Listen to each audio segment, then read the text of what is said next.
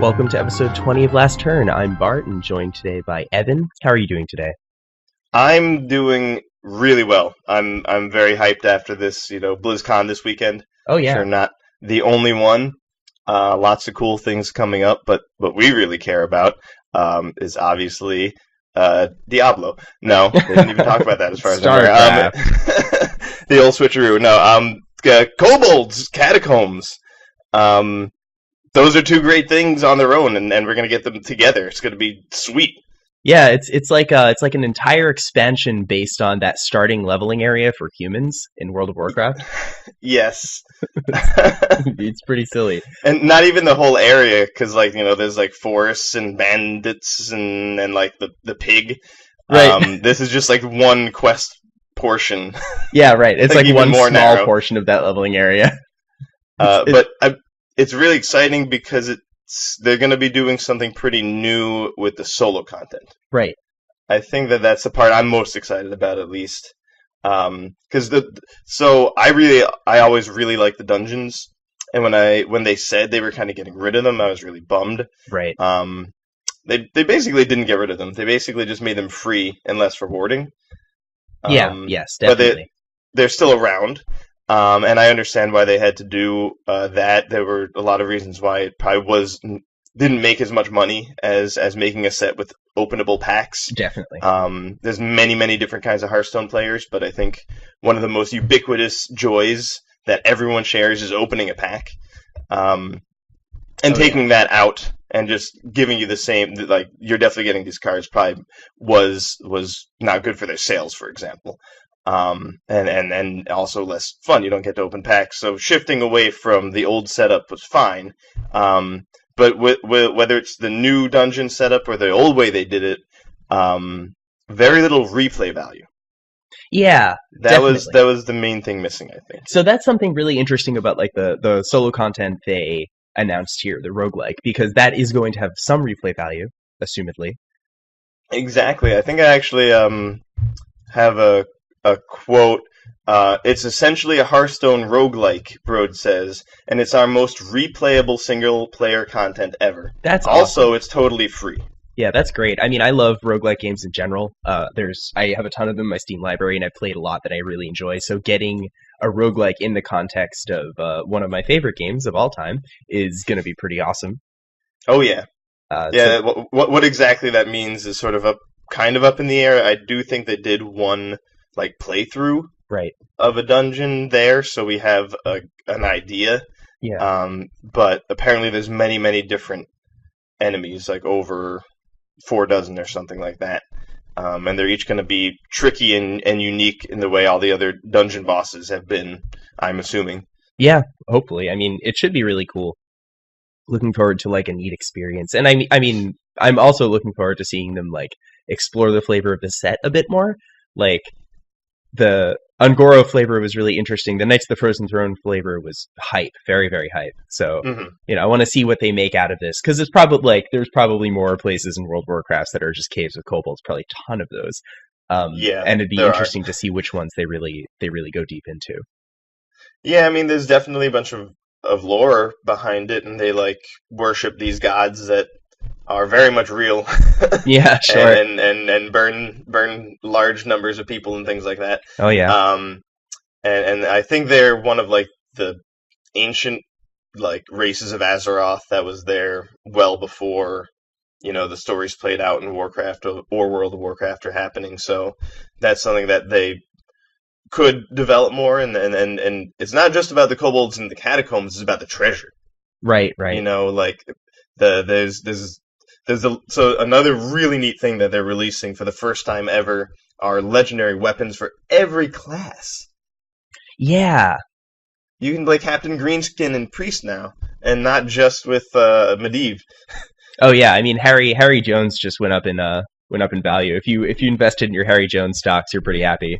Yes, your ooze stocks as well. Yeah. Or at least acidic swamp ooze. These weapons, though, none of them have mentioned losing durability at any point. Yeah. They have 3 durability, I think, the ones that we've seen so far. Each, I think, really just to protect them from things that remove durability rather than blowing up weapons. Right. So Acidic Swamp Ooze and Harrison Jones are probably going to become a lot better when the set comes out. Yeah, I'm wondering what kind of weapon interaction it'll add to the set, because Mm, I mean, Acidic Swamp Ooze is fine in some decks, but it is like kind of a medium card. So even the decks that are fine with just playing a 2 mana 3/2 vanilla, like even those decks are not the happiest to play Acidic Swamp Ooze. But there are some decks that really just don't want to play such a card.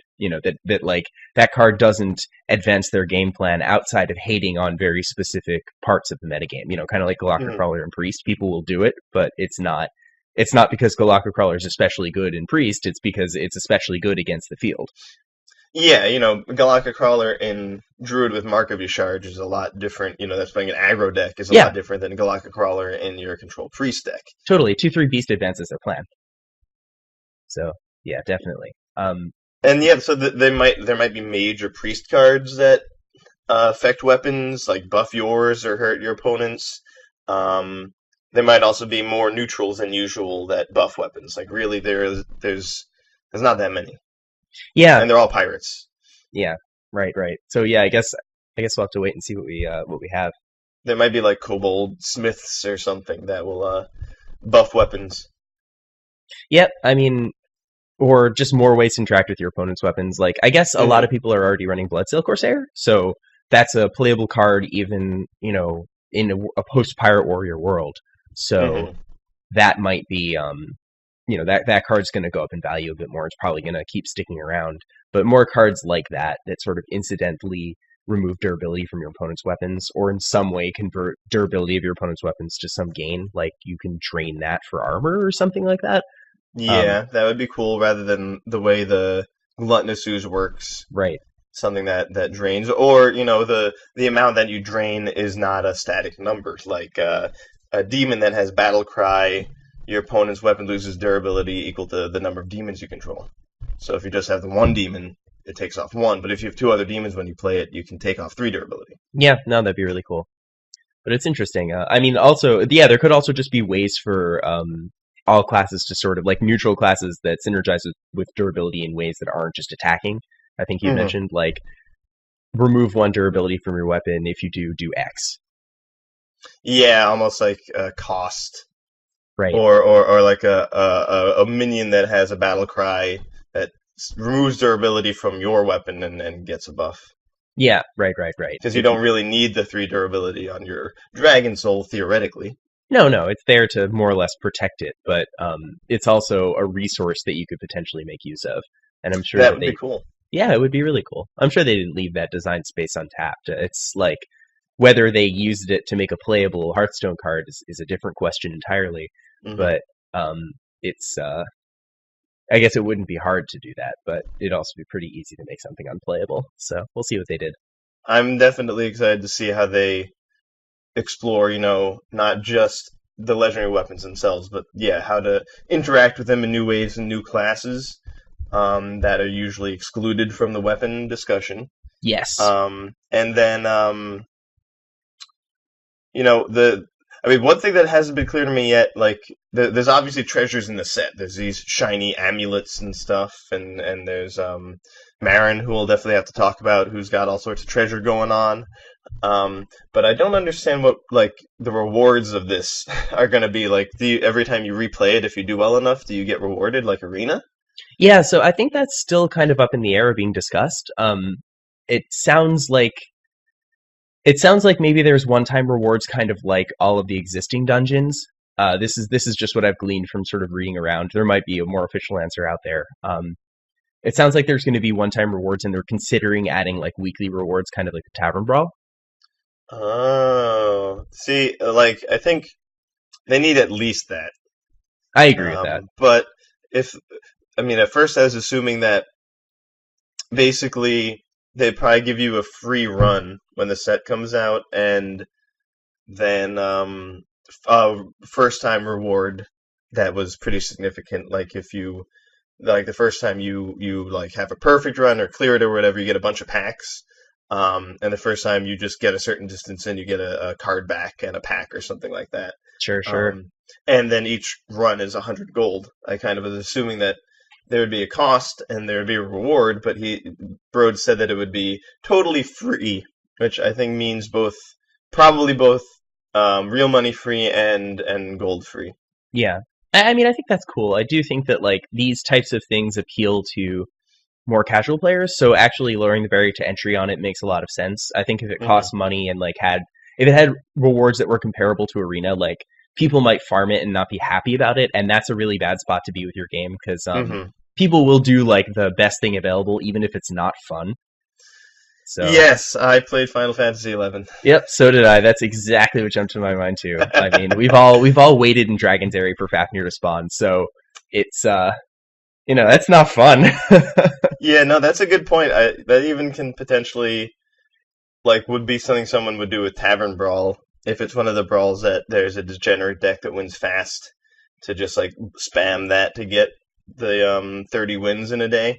Right. And it might not be fun to do that, but it would theoretically be the fastest, easiest way to do it. Yeah, or Um, playing just some free win deck in order to get legend or to rank yeah, up in some way. and if they didn't cap it at 30, then people would just do it constantly and constantly be miserable.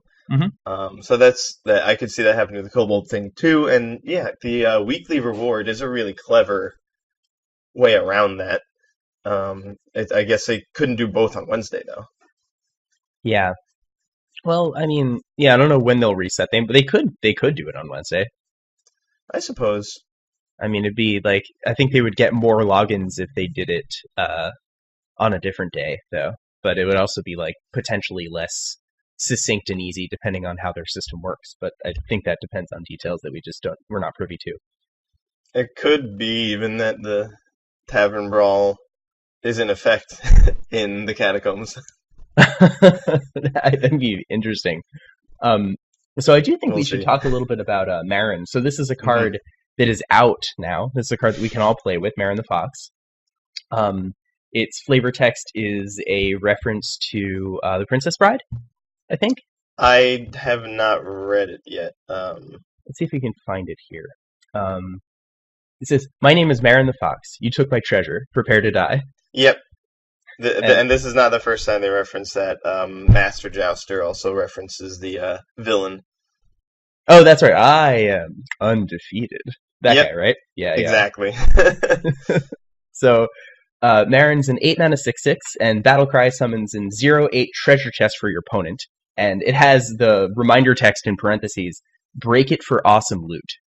Nice and specific, all our Hearthstone cards. Yeah, very, very specifically tells you what's going on there. So Just like that's cool. Jiraxis. Now that card's really clear. Replace your hero with Jiraxis. Oh, I know what's gonna happen when I do that. Oh yeah, it's gonna die to a sacrificial patch. Sure, that's Thanks for obvious. spelling that out for me, Blizzard. Yeah, it's pretty funny. So this is a mechanic we've seen in like previous tavern brawls where like sort of special event tavern brawls. I think some of the stuff that happened this summer around the Angora release, Hmm. like you summon some kind of thing for your opponent and you have to destroy it with, damaging spells or attacks, and you get rewarded for doing that. So here Hmm. there's just a bunch of like pretty powerful cards that you can get from breaking the treasure chest that all cost 3 mana. So like discover a legendary minion, summon 2 copies of it, draw 3 cards and reduce their cost to 0. Draw a card, fill your hand with copies of it.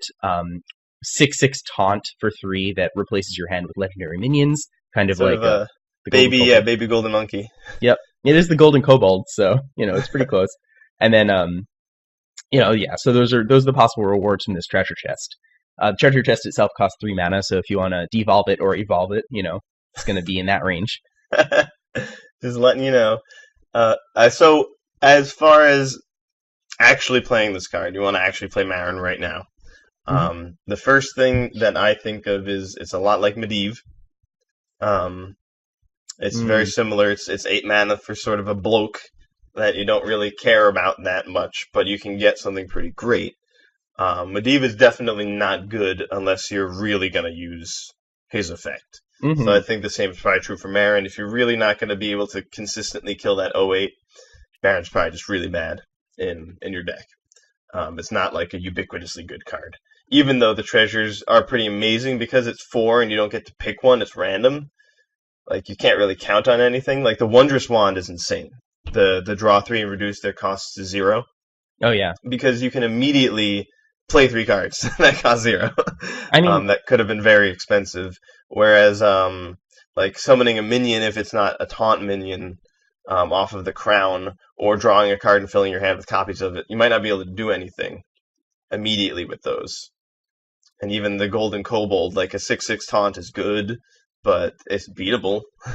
yeah, totally. I mean, I think the kobold to me seems I don't know if it's the weakest because it is the one that sort of gives you a minion plus other stuff, but the cards in your hand are going to be good because you're a good Hearthstone player playing a good Hearthstone deck. Mhm. So replacing them with random cards of any sort, like that effect is just not gone over well pretty much Mhm. ever.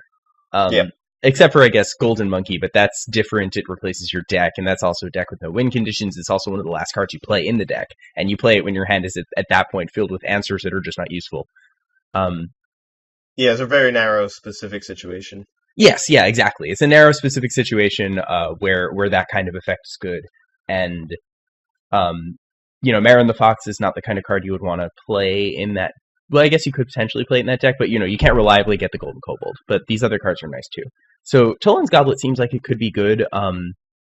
But I think the kind of decks that are interested in playing Marin, that are interested in 8 mana 6/6, are probably also the types of decks that just have a bunch of cards in their hand at all times. Hmm. Um, unless, Exactly. yeah, unless it's like maybe Tempo Rogue. Tempo Rogue could also pretty easily kill the chest. I think that like the your willingness to play Marin is going to be proportional to how easy the chest is for you to kill. Like, Exactly. I think if you need to throw 8 damage at it with attacks, then it's probably at its worst. Because if you can throw out that much damage in a reasonable amount of time, then you're probably in a good spot, or you have just a good game plan that's like a loaded guard aggro deck, and you're pumping out damage, and you probably already killed them well before you get to play Marin, kill the chest, and then play the card you got. Yeah, for example, in Tempo Rogue, I think Lich King would just be way better. Mm-hmm. Because, like, you don't. Like, if you're just mashing something for 8 without any trouble, it should be their face and win and go to the next game, you know? Don't Right. try and get a treasure that maybe just fills your hand with bone mares, which sounds nice, right? But it might not be so nice in a real situation where they wipe your board. Um, Yep. so I like as much as like I definitely thought about it in Tempo. I was like, oh, it'd be so easy to kill the chest, but like, why? Right. There needs to be a reason also for doing it.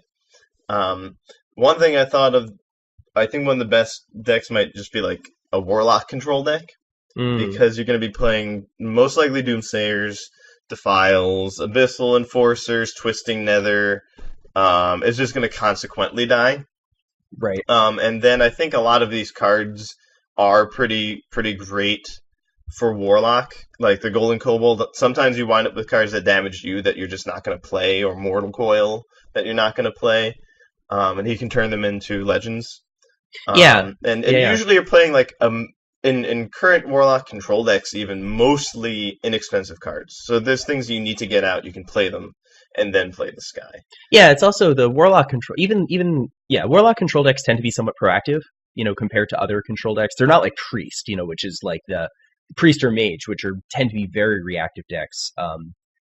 Reno Lock in its heyday in Standard was it was mid rangey.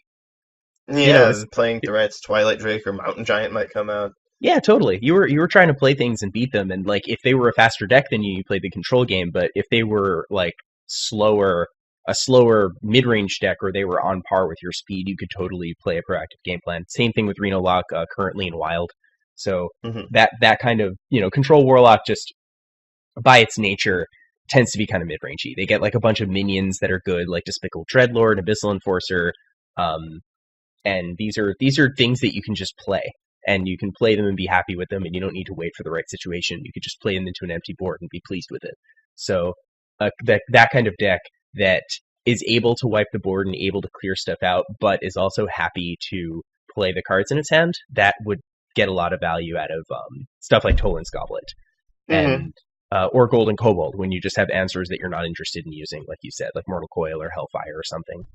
And yeah, if any leftover removal that you don't want, or maybe you're playing something like Skulking Geist or some kind of answer Galactic Crawler that isn't relevant in this matchup. There's all sorts of situations like that. Um, and I think Golden Kobold and Toland's Goblet are the two most narrow. I think if you can get those to be good, then you're going to be really happy with Marin's Treasure, at least. And then, yeah, so you're saying this deck is relatively proactive. That's why just slamming a 6/6 on turn 8 is, like, fine. Yeah, totally. You're happy to just play a dude.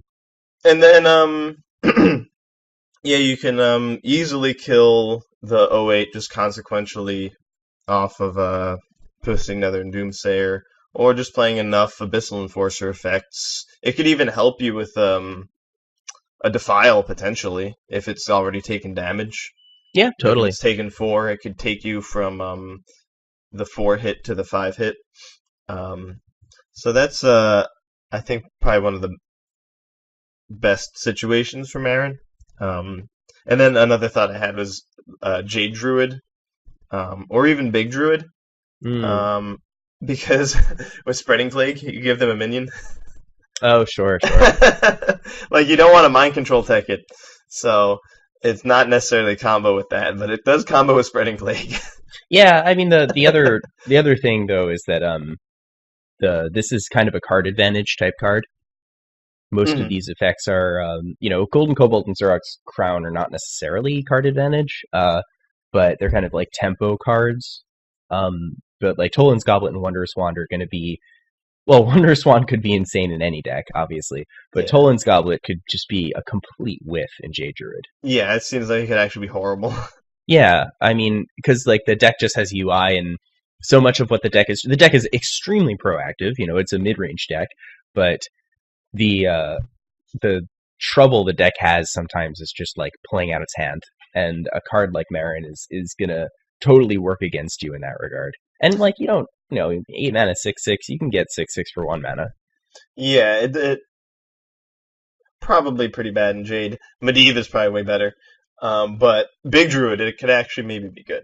Yeah, potentially. You could also just power it out quickly, and like you have stuff like Deathwing that like discards your hand, and like, but you could also kill the treasure.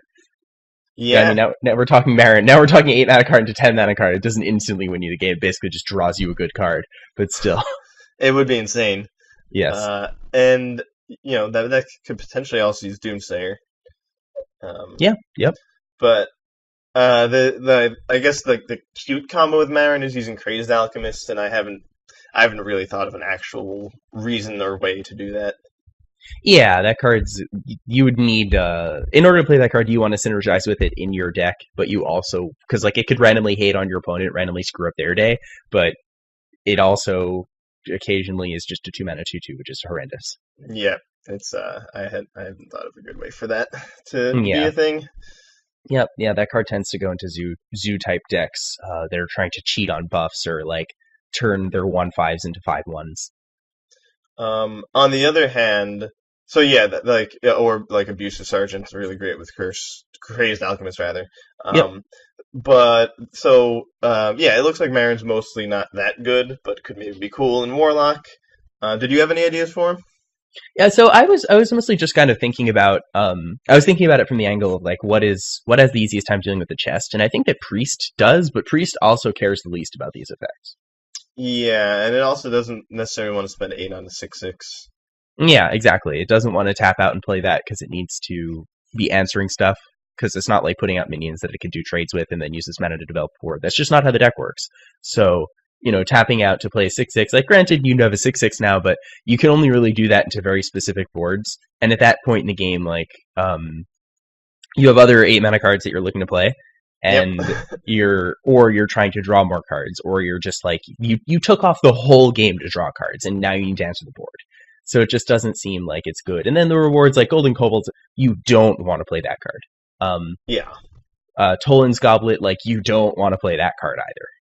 And, because you just, Shadow Word Horror number 2 is so much worse, and I think number 5 is, you're just never playing that. You're never playing number 3, Yeah. And Zarog's Crown is just like, it's good, it's a good card, but the deck doesn't need that. That's not part of the game plan of the deck. The game plan of the deck is to just exist until you win automatically.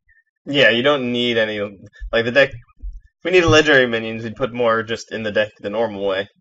Right, That's not what you right. need. You need like Gnomish Inventor. Yeah, exactly. You don't care about tempo. So like some legendary minions will obviously help you, like Saga the Slitherer. Getting two of that would be amazing for the deck. That's pretty sweet. But like a lot of the time that's not going to happen. Some of the time you're going to get like you'll have some crappy choices and you'll have to pick some like 3 or 4 mana legendary minion that's narrow, or you just might get like a beefy dude and two of them, and like yeah, it's Gruel. like that's good. I guess you'll win the game with your beefy dudes then, and that's fine. But you don't need that. It's not like it'll make a losing game into a winning game a lot of the time. Wondrous One, on the other hand, I mean that's just insane in every deck, though. That card, I'm just like staring at it. Like that card's ridiculous. Yeah, I mean that's the best one here by a big margin. Yeah, It's just because of its versatility. but it seems like Marin isn't that good mostly. But so this might be a sign of some other cards effects. There might be other minions or other cards that have battle cries or effects that summon a treasure for your opponent. Yeah, And this is awesome loot on an 08. They'd probably have cards that are make 05s that have like great loot, and they might even be something that makes like an 03 that has like decent loot. I can see them doing that. oh, I see. Break it for good loot. Break it for Yeah, loot. Yeah, and then it would just be it wouldn't be Wondrous Wand, right. but it would probably be a more manageable minion to play or something like that. And Yeah, I mean, that if you could make tune, cards like Crazed Alchemist better. Suddenly you might find lots of targets for it. yeah, if you tune the numbers on these things, like there's a bunch of numbers, right? There's the mana cost of Marin, there's its stats, then there's the mana cost on all the cards and the effects on all the cards. So there's a lot of knobs to turn where this could end up in potentially playable but not broken territory. Hmm. Because like there are a lot of cards that you change a number and it goes from like one of the best cards in the game to a card that doesn't see any play. Fire War Axe is a really good example. Hmm. Um, but in this particular instance, because you have more knobs to turn, that's just like more ways that you can get it into that sort of Goldilocks zone of playable but not broken. Hmm. So this type of effect, this type of card has a lot of design space that they could potentially explore. So I have a that's feeling they interesting. will. Yeah, I didn't even consider that possibility. You're totally right. They might print like a 3 mana 2/3 that summons like an 04 treasure chest that you break into like cards on the power level of like Zero or a little stronger. Yeah, like potions and stuff like that. They might make it like rather than awesome loot. Like there's a bunch of different cards in this. There might be like a warrior card that makes a weapons chest for your opponent, and they'll always have a weapon in it, and it's just some Mm, warrior weapon. yeah, well, They that's could do it interesting. that way. There's a bunch of different ways they could take it, but I think that so one of the great things about this being a set rather than just a dungeon is there's way more cards. They're making way more new cards than if it were a dungeon. Yeah, And we've got like 14 or something of 135. Um, so for now, the best we can do is sort of extrapolate what are the other cards going to be based like, or what are the other cards going to be like based on what we have right now. And there's definitely a focus on going in and getting treasure. So I think they're going to probably iterate on this Marin thing more. It's just like with the weapons, how they're going to do it is up in the air. yeah. I think that's a good time to transition to talking about the weapons now in a little more detail. So we've seen two of them. We've seen the priest weapon and we've seen the mage weapon. The Mhm. priest weapon is a 3 mana 0/3 weapon. After you cast 3 spells in a turn, summon a 5/5 dragon. And the mage weapon is 6 mana 0/3. At the end of your turn, draw 3 cards.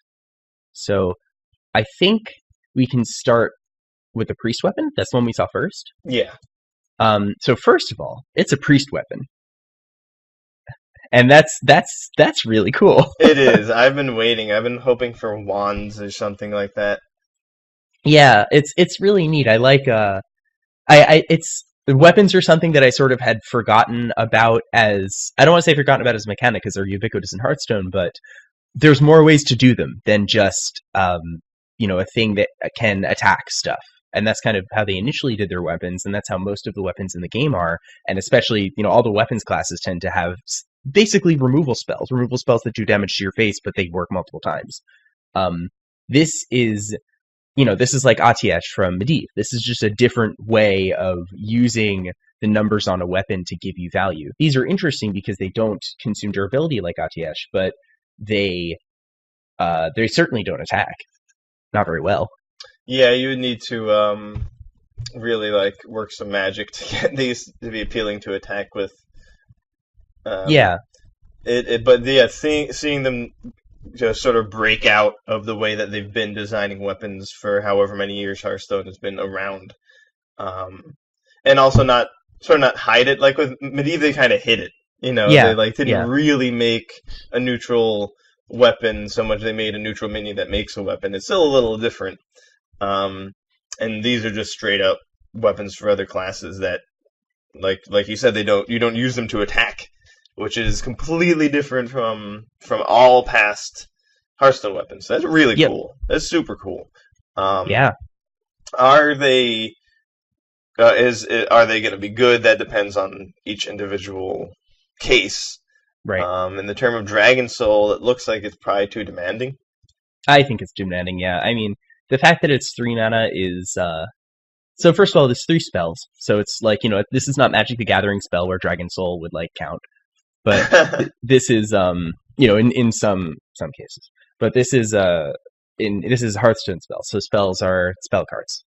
So this is, like, automatically this is asking you to do something very specific. You need to be a deck that is loaded with enough cheap spells that you can do that, like, a couple times. You probably want to do it, like, twice before this card has done you really, really well. Mm-hmm. Or probably more than that. And that's not easy. You've already said, like, it's this card plus 6 cards. That's a big ask.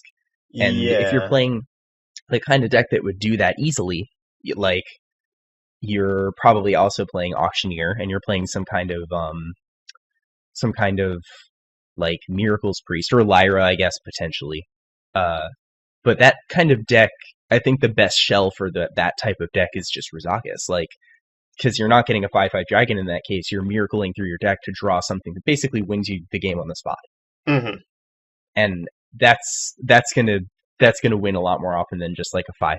And this, like, you're not going to be able to cheat out this 5/5. You're going to get this 5/5 like incidentally when you're getting value off of other things. It's not like this 5/5 is coming early. So yeah, it just doesn't seem.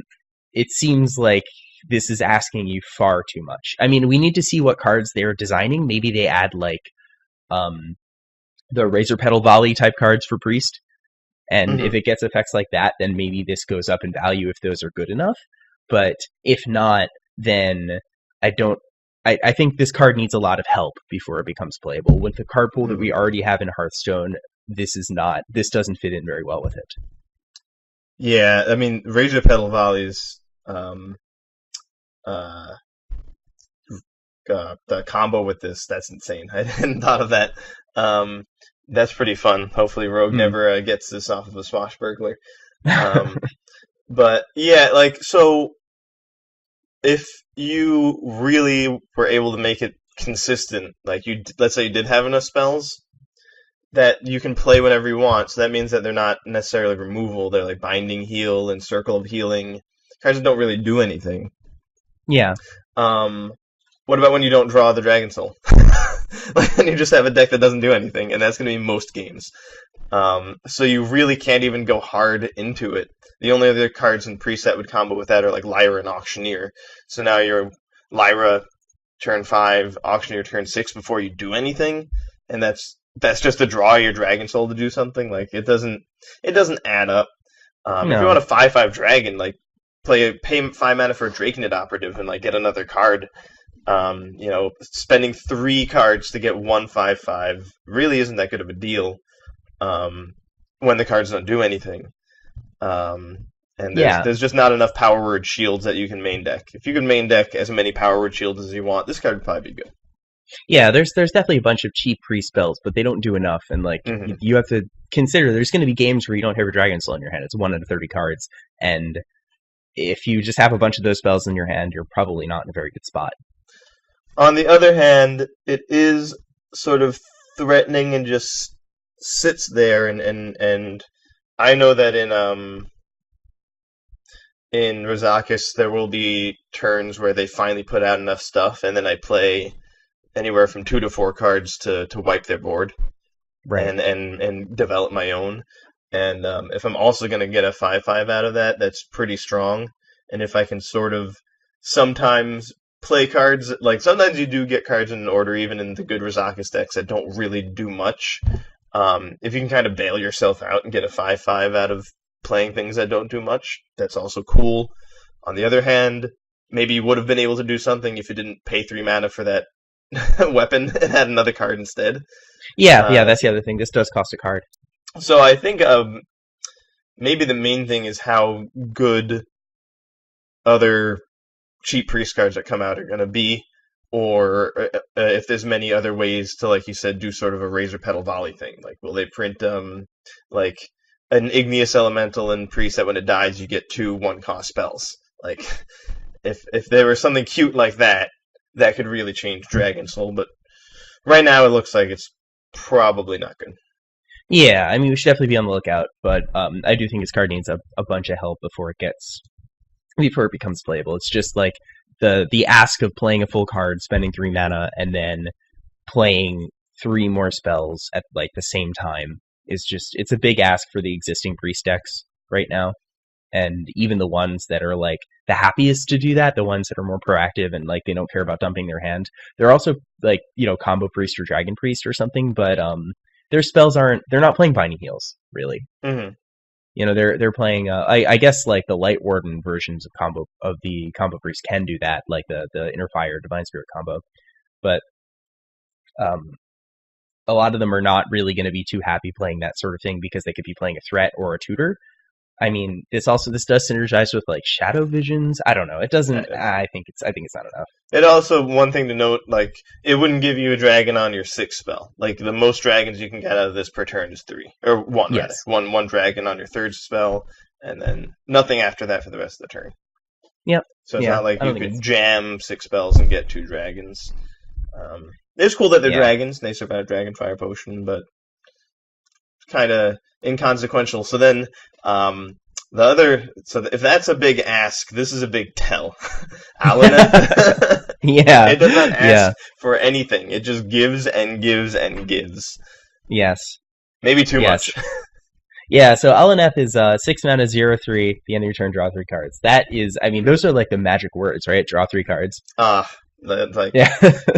It's like chocolate to my ears. I don't know if that's a good analogy, but I'm going with it. Everyone loves ear chocolate. Ear chocolate's the best. Just take a Kit Kat, stick it right in there. Sorry, the right shape for it too. So Alaneth is I think that so it's obvious that drawing 3 cards is really good. Mm-hmm. This is obviously really strong. Even just 6 mana, draw 3 cards, like that's a spell that a lot of decks would be happy to play. 6 mana at the end of your turn, draw 3 cards. There's still probably a lot of decks that would play that. So this is similar to that, but this does it doesn't stop. So if you played a lot of, like the Quest Mage decks or Control Mage decks, you can be in a situation where your hand is just stuffed, where you have like a Kabbalist Tome and you can't play it because you have too many cards in your hand. So Alaneth would really exacerbate that problem. Mm-hmm.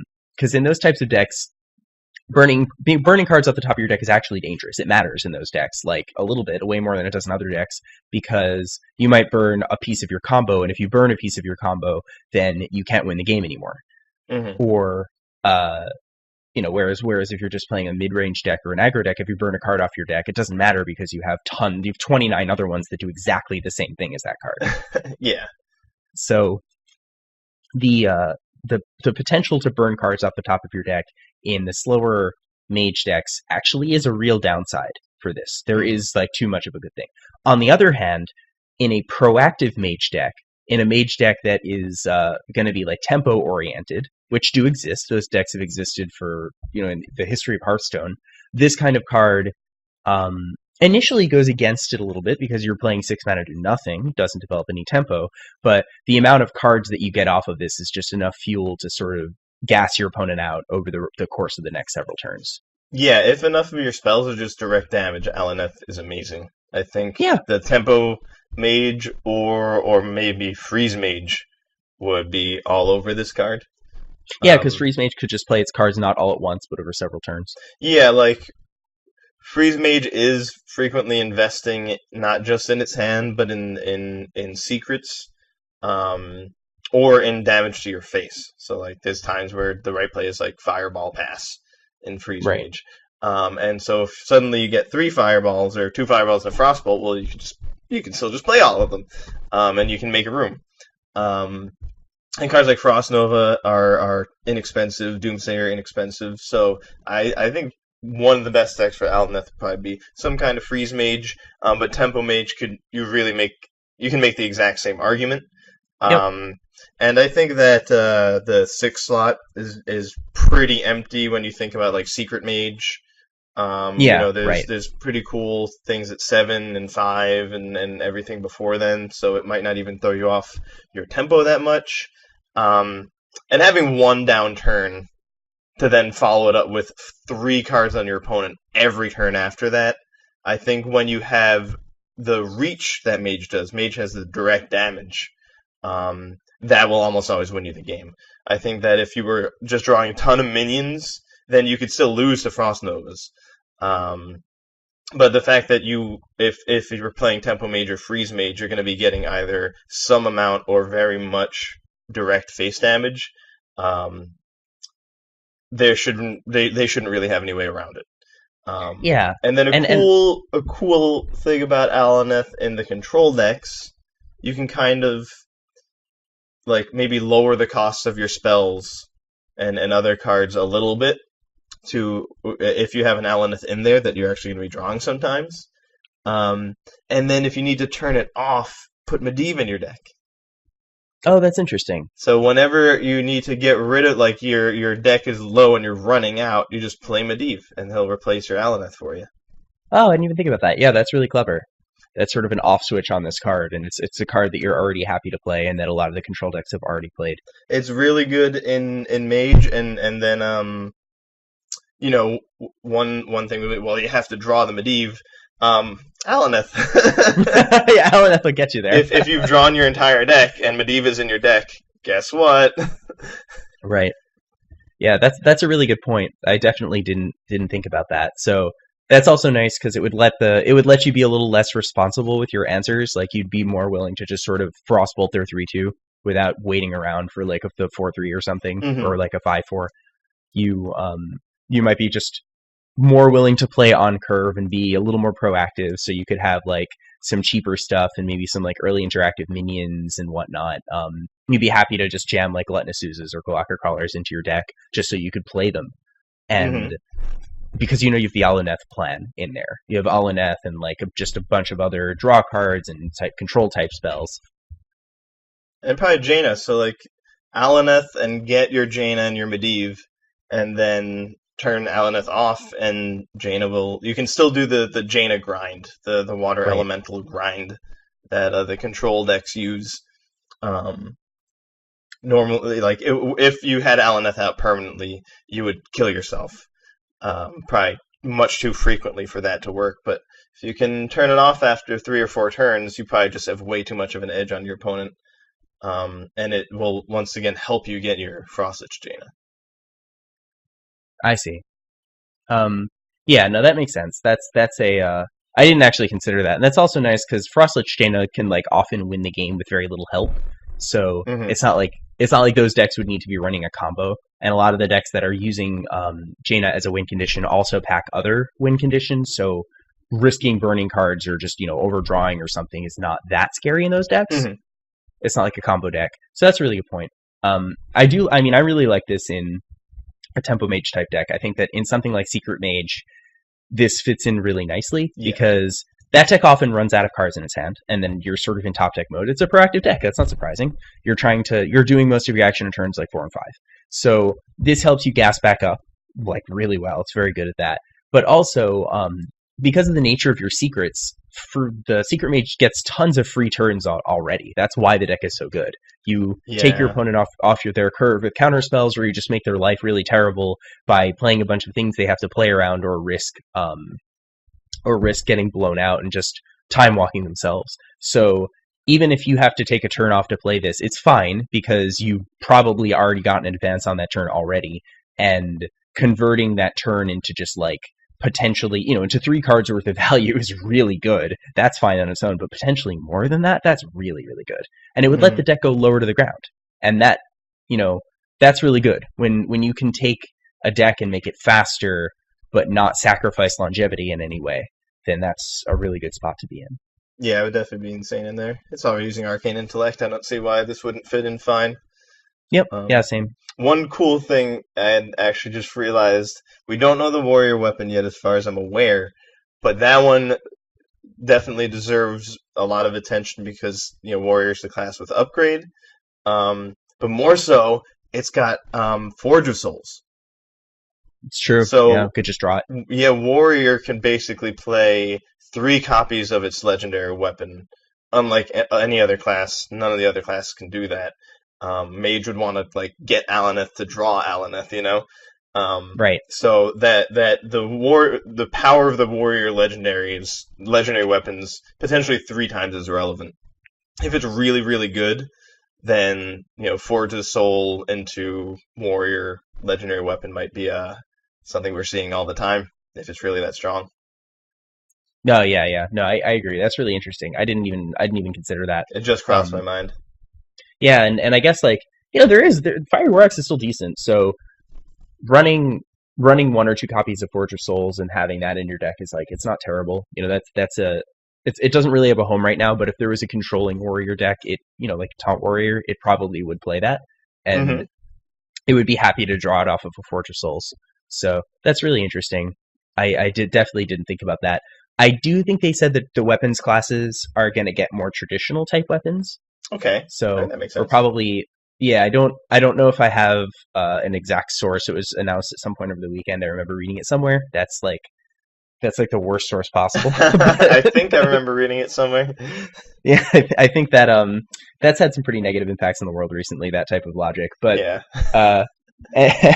Anyway, so I think I remember hearing that. So I guess we can expect to see something that's gonna just lay a smackdown on your opponent and their minions. I mean, if you can do that consistently enough, and it really does lay enough of a smackdown, it doesn't need to be like a weapon that does 30 damage to your opponent in Warrior. No. If it's just something that is a 3-mana weapon that you can get off of Forge of Souls for 2 that pretty much always stomps out their early development, that would be really powerful for Control Warrior.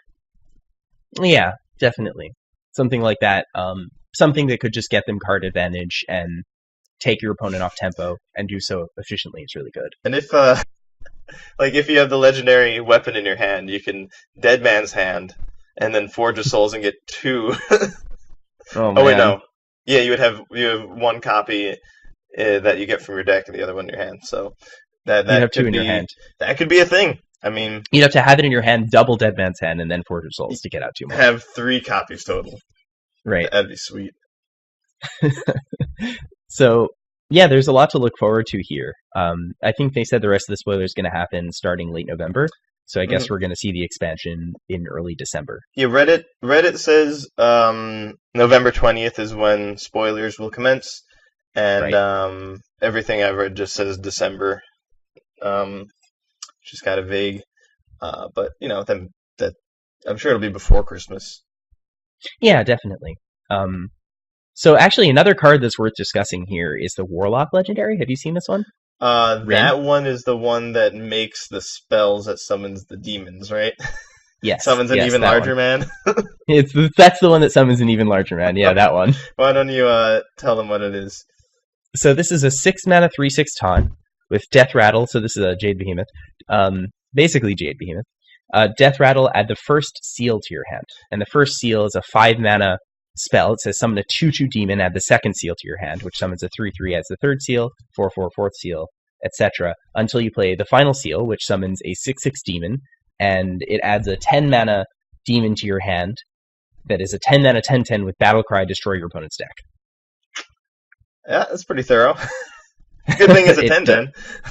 So, I should do the trick. Well, it doesn't say destroy your opponent. It says destroy their deck. So they don't they don't just lose on the spot when you play that. No, it's But true. um, you're going to have to damage them so that fatigue will kill them promptly because you are super tempo negative from having to play all these spells. But yeah, so this is a big ask in terms of mana. I mean, Yeah. like this is asking for 30, 41. like 40 mana, something like that. 25 from all the seals plus 6 from Rin plus 10. So that's 41 mana Yeah. that you need to invest into this card. And you don't just win instantly when you invest that 41 mana. Granted, it's a 1-card combo, but that's 40 mana. Yeah, That's a it lot. seems mostly horrible. Yeah. But yeah, like a 3/6 taunt for 6 is like pretty bad. And then from there, Yeah. you're spending the next thing you have to do is spend 5 on a 1/1, and then after that 5 on a 2/2. Oh, it's 5 on. Yeah, you spend 5 on a 2/2 and then 5 on a 3/3. 5 2/2. Still, you Yeah, could play it's still like not good. like Karakazam and get a 1/1 and a 2/2 and a 3/3 for 5 mana. Right. That sounds much better. Yeah. So this is I'm more or less in your wheelhouse with this one. I think it's just like it's a big effect, and that's really fun. And I know that people will try to play with it, but it does seem like this is too big an ask. Granted, it doesn't have that many deck building constraints. It just wants you to play like a control deck. But the controlling Warlock decks, like we discussed earlier, are sort of proactive by default. They already have a bunch of cards that are equipped to win the game for them, like Abyssal Enforcer, but also advance their game plan by being answers and removing parts of the board. Mm-hmm. So, or like Despicable Dreadlord, like you don't need to play more than those types of cards to win. Like that and Blood Reaver Gul'dan is going to be enough. So like Warlock already has a 1-card combo, Blood Reaver Gul'dan. Yeah. Right, exactly. Because by the time you get to 10 mana to play it, like you've definitely played and killed demons. Yeah, like you're not gonna like okay. So Blood Reaver Gul'dan has the deck constraint of needing to play demons, but like we said, it's barely a deck constraint. If you're playing Warlock, you're gonna probably play at least these 4 that are just really good, if not more than that. You might also, if you play Stonehill Defender, get even more that way. Yeah, you probably have Voidwalkers in there already. Like there's just you get a lot of demons for free just by playing Warlock. A lot of the cards that you want to play in pretty much any Warlock deck are going to be demons. Like if you're playing a Zoo deck, you get a bunch of Zoo type demons. If you're playing Control deck, you get like Abyssal Enforcers and those types of cards. Yeah, I'd rather pay 10 mana to win than 41. Yep, I agree. I think that you're just when you play Gul'dan and get to untap, your opponent's going to have a bad time. So you don't need to play something like Rin, but it is cool. It is definitely cute. So the other effect here is recruit. So new keyword. It's a new keyword. So recruit summons a random minion from your deck that meets whatever the constraints are on the card. So the sort of vanilla recruit card is Warrior, gather your party, 6 mana, recruit a minion. That will just summon a random minion from your deck for 6 mana. And then there's also a neutral card, which is a 5 mana 2/4 with Battlecry. Recruit a minion that costs 4 or less. So that has a constraint on it. That's Guild Recruiter. He's just in town, like, sign. Could you help me sign this? I need this many signatures. Right, yeah. Just finding people that are obviously like just started playing. It costs 4 or less. He hasn't. Yeah, he actually. There's sadly no flavor text on it yet. I wonder if it'll be related to that. It'll probably be hilarious, whatever it is. They're good at writing their flavor text. Yeah, the flavor text in this game is really good. But yeah, the card that just recruits the 6 mana warrior card. I mean, it's like got very few words, and it's kind of expensive, but I think it's pretty exciting. Yeah, potentially. Like it solves a lot of the problems with Barnes. Like one of the issues with the most similar thing to recruiting is using Barnes probably, and the issue with Barnes, you want to use way fewer minions in your deck, and Barnes is just this one legendary. This is not legendary, and it's a spell, so it won't interrupt your recruiting. Like if you ever played against Big Priest, that's the other card that's very similar to Recruit is Shadow Essence. When they Shadow Essence into Barnes, you're pretty happy about it. Yeah, and so not having you can't gather your party into a gather your party is one of the ways that it's different from Barnes, and I think is a really good thing about the card. Yeah, I do agree with that. I was thinking about that also. that's the fact that you don't have to run Barnes and that Barnes isn't just going to be randomly pulled out by this type of effect is really nice. Mm-hmm. Granted, I mean, there might be a deck that just sort of runs both, Mm-hmm. in Wild, or I guess Barnes will be around for a little while. It's going to rotate at some point early next year. So when this expansion is out, both will be legal. On the other hand, like, for this to be really, this is a big deck building constraint, Recruit. Yeah. We've seen this type of effect before on a few cards, Yasharj being one, at the end of your turn, recruit a minion. And there's also that, like, that camel, in Hunter. Yeah, the 3-mana 2/4 that gets a one drop from each deck. Yeah. So both players recruit a 1-cost minion. So we've seen this type of effect before, and they do add deck building constraints to you. You're not just jamming all of those in every deck. So this card also does, but this deck building constraint is actually pretty big. So the kind of deck that would want to play Gather Your Party would be a top-end heavy warrior deck that is happy getting a chunky minion out and killing you with it. So it's not a fatigue deck. It's not like Dead Man's Hand or classic fatigue, answer warrior. But it's also not a deck that wants to run Armor Smiths. And I think a deck that's trying to play chunky minion and win with it definitely wants to play Ravaging Ghouls and Armor Smiths. Mm-hmm. Yeah, needing to cut cards like that is a bummer. Yeah, and I mean, like, I guess you technically don't have to cut them, but if you don't cut them, you just run the risk of blowing yourself out with this card. Yeah, if you're paying 6 mana to recruit a minion, you want basically at least 6 mana's worth of value, but really, because you've committed so much to it, ideally a lot more. Yeah, you're hoping to, because it's not like you're just playing a 6-mana minion of your own volition from your hand. You're like letting the game choose which one you get. Mm-hmm. So, and you want to be like somewhat consistent here. So it seems like a big ask, but there is a world where such a deck thrives. Depending on what the non-creature answers are that Warrior has access to in the early parts of the game, and depending on how fast the other decks are, this type of effect could potentially be really good. Yep. One interesting thing is there's also the portal at 5, so you can do turn 5, make a minion, and it would also not be interfering with recruit. But the card's not amazing, and that doesn't completely solve the problem. Another noteworthy thing about Recruit versus Barnes and Shadow Essence is that it's not making a copy of the minion. The minion's taken out of your deck. Yes, yeah. So that could be good, could be bad, depending on the situation. Yes, like Yasharj.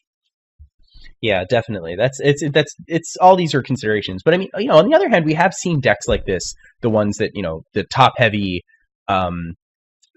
answer deck with just a bunch of big minions do really well, and that's the Big Priest. Mm-hmm. Big Priest has the right layout of things. So there's also a chance that Warrior might get the right layout of things too. It probably doesn't have the right minions yet, but maybe they'll be in the set.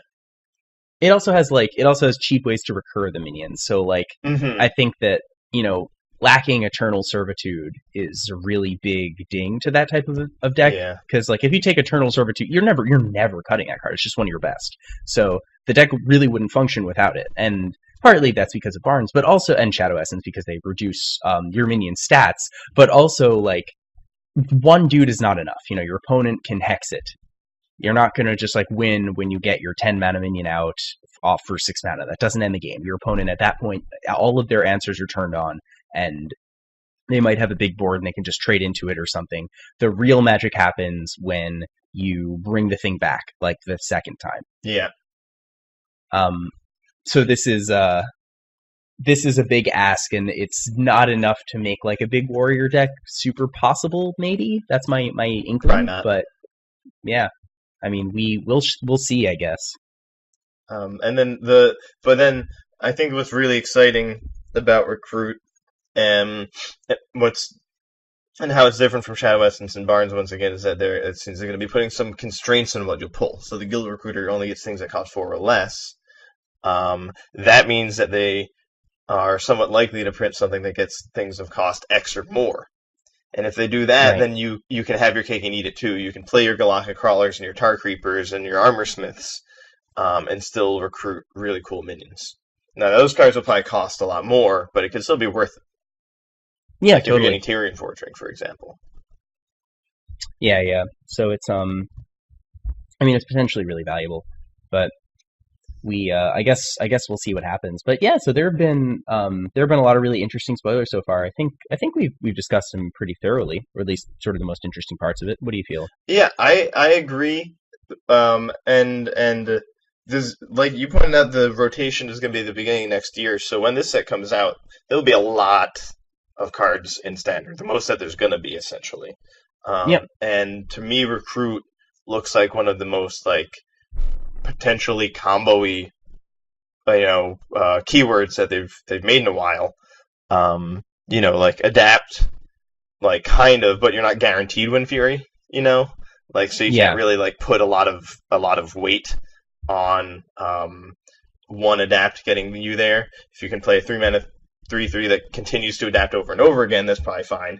Um, but um, this recruit stuff, you could, sort of like how Big Priest has become this effective combo deck. There might be other classes that can find a way to do that, maybe in even sillier ways, like rather than just using really big minions and cheating big minions out, which is sort of like the level 1 way of breaking a recruit effect and breaking barns. There might be decks that, Hunter somehow, cheating out 4 drops, and that is a really strong combo, or something that gets like Corpse Widow every time. I don't know.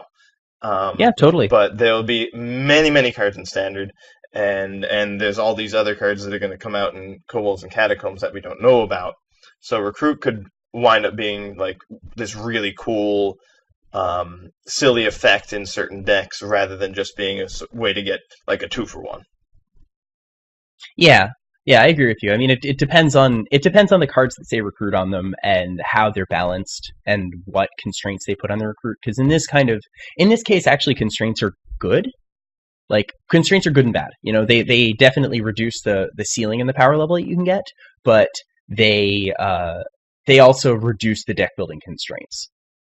So there's there are potentially ways that certain decks that are more bent towards different parts of the curve could really take advantage of certain types of constraints on recruit. Yeah, I don't think we'll see a card that says like, I think if we saw a card that said recruit a minion that costs 7 or more, it would actually cost more than gather your party. yeah, But definitely more.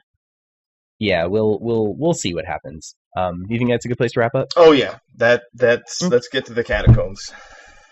Oh yeah. So in the meantime, if you want us to lead you to the catacombs, you can follow us on Twitter, twitter.com/lastturnhs, on facebook.com/lastturnhs.